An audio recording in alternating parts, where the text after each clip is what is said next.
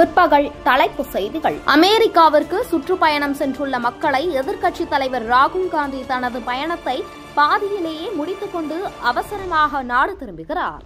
ஜம்மு காஷ்மீர் மாநிலத்தில் சுற்றுலா பயணிகள் மீது தீவிரவாதிகள் தாக்குதல் நடத்தியுள்ள நிலையில் அரசு சார்ந்த முக்கிய ஆலோசனைகள் நடைபெறலாம் என்பதால் நாடு திரும்புகிறார். காஷ்மீர் மாநிலம் பஹல்காமில் நேற்று சுற்றுலா பயணிகள் மீது தாக்குதல் நடத்திய தீவிரவாதிகளில் 2 பேர் அடையாளம் காணப்பட்டுள்ளனர்.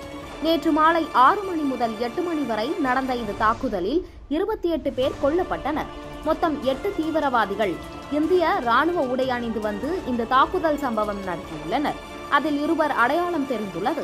ஆசிப் ஷேக், அடில் கவ்ரி ஆவார். தலைமறைவாக உள்ள தீவிரவாதிகளை பிடிக்க இந்திய ராணுவம் தீவிரமான தேடுதல் இறங்கியுள்ளது.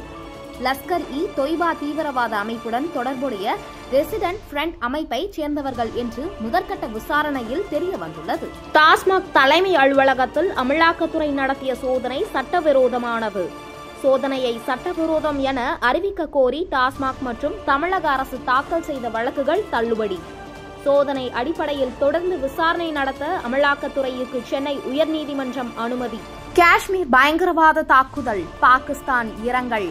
காஷ்மீர் தாக்குதலில் சுற்றுலா பயணிகள் இறந்தது வருத்தமளிக்கிறது. காயமடைந்தவர்கள் விரைவில் குணமடைய பிரார்த்திக்கிறோம். பாகிஸ்தான் வெளியுறவு அமைச்சகம். நீரோடி வரை செல்லும் பாஸ் பயன்படுத்தி கேரளாவிற்கு கனிம வளம் கொண்டு சென்ற 3 டாரஸ் லாரிகள் பறிமுதல்.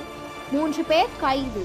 ஆபரண தங்கம் விலை சவரனுக்கு இன்று ஏப்ரல் 23ஆம் தேதி ரூபாய் 2200 குறைந்துள்ளது. சென்னையில் இன்று 1 கிராம் ரூபாய் 275 குறைந்து ரூபாய் 9015ற்கு விற்பனைப்படுகிறது. 1 சவரன் ரூபாய் 2200 சரிந்து ரூபாய் 72120ற்கு விற்பனை செய்யப்படுகிறது. நேற்று 1 சவரன் தங்கம் ரூபாய் 2200 அதிகரித்த நிலையில் இன்று அதே விலை குறைந்துள்ளது. வெள்ளி 1 கிராம் ரூபாய் 111 ஆகும். 1 கிலோ ரூபாய் 1.11 லட்சமாகவும் விற்கப்படுகிறது. யுபிஎஸ்சி சிவில் சர்வீஸ் தேர்வில் இந்த ஆண்டு தமிழ்நாட்டில் இருந்து 57 பேர் தேர்ச்சி பெற்றுள்ளனர். கடந்த 5 ஆண்டுகளில் இம்முறை அதிகம் பேர் தேர்ச்சி பெற்றுள்ளனர். இதில் 50 பேர் நான் முதல்வன் திட்டத்தில் பயிற்சி பெற்றவர்கள். கடந்த வருடம் 2024 தமிழ்நாட்டைச் சேர்ந்த 45 பேர் சிவில் சர்வீஸ் தேர்வில் தேர்ச்சி பெற்றனர். 12 சைபர் குற்றவாளிகளை அடுத்தடுத்து அதிரடியாக கைது செய்த போலீசார். ஆன்லைன் முதலீட்டு மோசடி, உதவித்தொகை மோசடி, டிஜிட்டல் அரசு உள்ளிட்ட பல்வேறு குற்றங்களில் தொடர்புடைய 12 பேரை அடுத்தடுத்து அதிரடியாக சைபர் குற்றப்பிரிவு போலீசார் கைது செய்துள்ளனர். உடனுக்குடன் செய்திகளை தெரிந்து கொள்ள புதிய தமிழகம் நியூஸ் சேனலை சப்ஸ்கிரைப் செய்யுங்கள். லைக் பண்ணுங்க, கமெண்ட் பண்ணுங்க, ஷேர் பண்ணுங்க.